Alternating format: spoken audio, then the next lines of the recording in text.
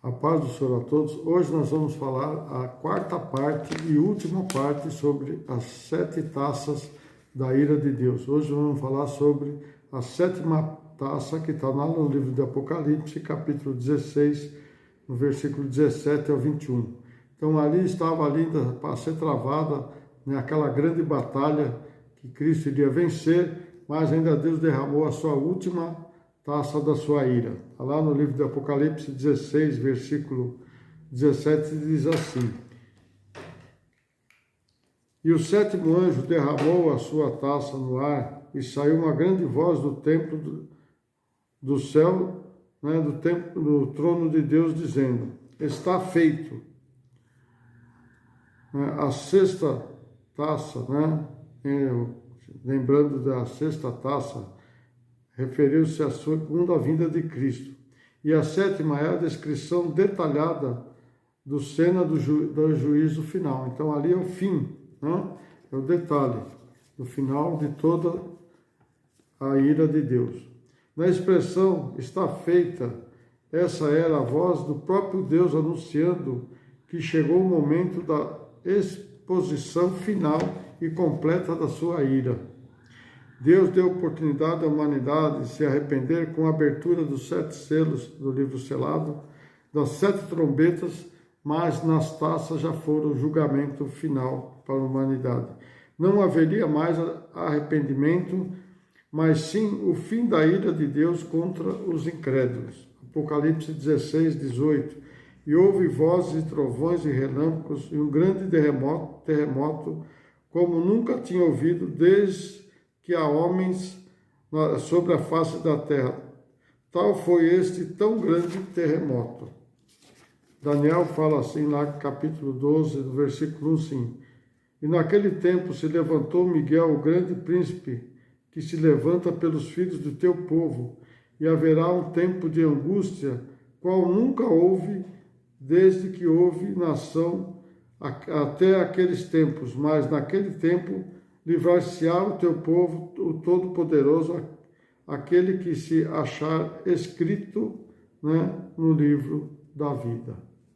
Aqui não está escrito da vida, mas é isso que está lá em Apocalipse. Aqui Daniel está se referindo à queda do anticristo e a angústia e o tormento que os ímpios hão de padecer. Então veja que ele já estava declarado ali mais de 500 anos antes de Cristo, né? Quando Daniel falou essas palavras. Apocalipse 16, 19. E a grande cidade, né, fendeu-se em 3 partes, e as cidades das nações caíram, e da grande Babilônia se lembrou Deus para lhe dar o cálice do vinho da indignação da sua ira. A grande cidade, né, da Babilônia parece ser o epicentro do mais destrutivo terremoto que o mundo virá. O terremoto parece ocorrer, né, em todo o mundo, né, no mundo inteiro, levando à destruição às cidades e nações. Então você vê que o terremoto foi mundial, não foi só ali, mas a cidade da Babilônia foi a mais atingida, né? A Babilônia, representando o governo do anticristo, né, que ali era a luxúria, né, a soberba, né, quando Nabucodonosor esteve ali naquela época, né, na época de Daniel. Então ali representa o quê? O anticristo, né, que vai ter as mesmas características depois, né, de Nabucodonosor. Não ficou esquecida diante de Deus, né, a Babilônia não ficou, e o governo da Babilônia não ficou esquecida diante de Deus. Ele age de acordo com a sua profecia anteriores de que a Babilônia cairia. Então você vê que Deus já tinha falado que a Babilônia ia cair e ele vai fazer isso se cumprir, porque tudo que está escrito na Bíblia vai se cumprir. A cidade da Babilônia representa a sede mundial das nações, comandada pelo anticristo, né? E representa também uma cidade cheia de orgulho e opulência, né? Opulenta, né? Apulenta, tá? Igualmente, né, igualando-se como a terra, a Torre de Babel, que Deus não se agradou. Veja bem, então ali está representando igual a Torre de Babel que Deus fez, que houve o quê? fez que o povo não falasse mais a língua um do outro. Teve a diversidade de língua, porque ali ia ser o centro de toda aquela região onde seria dominada pelos homens. E nós temos que ser o domínio através de Deus e não pelos homens.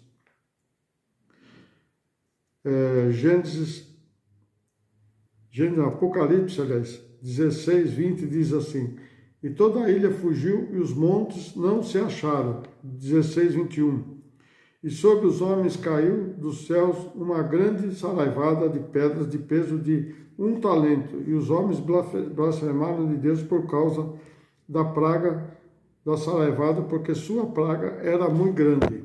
1 talento, no Novo Testamento, ali em Apocalipse, equivale a 34 quilos. Imagina uma pedra de 34 quilos caindo lá do céu sobre a cidade, sobre a cabeça das pessoas, né? Seria uma destruição total. Uma saraiva de pedra, né? Tinha 34 quilos, né? Caiu dos céus, né? Extraordinariamente, né? Seria muito destrutiva. Ainda assim, os infiéis blasfemaram de Deus em vez de arrepender-se. E essa altura, os seus corações estavam tão endurecidos que eles não poderiam, né, de forma adequada acreditar em Deus, vendo mesmo as catástrofes que os outros remanescentes, né, enfrentaram. Então vejo que mesmo eles vendo as catástrofes que aconteceu antes, aqueles remanescentes que ficaram ainda não acreditavam no poder de Deus, né? Ficaram ali blasfemando. O fim dos homens, dos ímpios e do falso profeta e do anticristo chega em uma destruição quando Cristo e seus exércitos e anjos exterminarem todos os povos pagãos da face da terra e a sua vitória triunfal. Então esse vai ser o tema da próxima postagem. Vai ser 2 postagens, nós vamos falar sobre a vitória de Cristo sobre o anticristo, sobre o falso profeta e sobre o dragão. E também sobre os ímpios. Então veja que os homens não se arrependeram de tudo que fizeram, mesmo passando por todos esses tormentos, né? Primeiro com a abertura dos 7 selos, né? Do livro selado, depois com as 7 trombetas, Deus foi dando oportunidade. Até aqui Deus deu oportunidade, mas aqui só estavam os ímpios, porque aqueles que não eram mais os ímpios, isso não ia acontecer sobre a vida deles. Eles iam ser imunes sobre esses problemas das 7 taças da ira de Deus. Isso não afetaria a eles. Seria como lá no Egito, quando os judeus, onde eles ficavam lá no Egito, nenhuma das pragas atingiu a eles, só atingiu os povos pagãos. Vai ser a mesma coisa que aconteceu com as 10 pragas lá do Egito, vai ser a mesma coisa que vai acontecer com os povos que são tementes a Deus aqui na terra. Amém? Deus abençoe a todos. Não esquece de deixar seu like, né? Não esquece de compartilhar com seus amigos. E você que não é inscrito, inscreva-se, que ainda tem muito mais coisa para se falar. Deus abençoe a todos. Amém.